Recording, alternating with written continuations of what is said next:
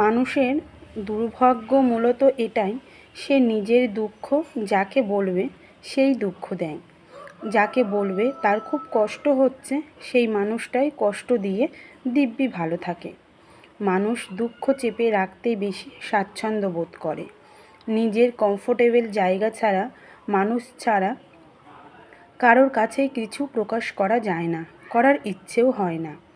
আর সেই জায়গায় মানুষের যখন বিন্দুমাত্র গুরুত্ব থাকে না, সেখানে মানুষ নিজেকে অসহায় ভাবে।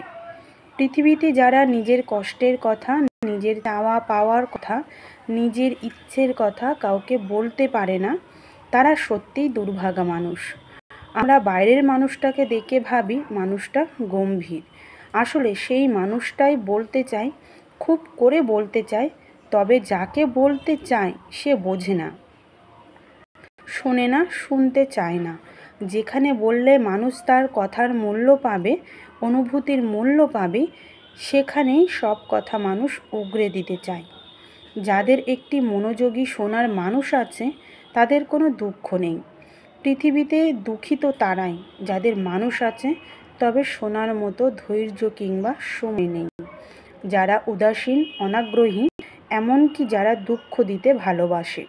মানুষের দুর্ভাগ্য এটাই, নিজের কষ্ট যাকে বলবে সেই কষ্টের কারণ হয়ে দাঁড়ায়।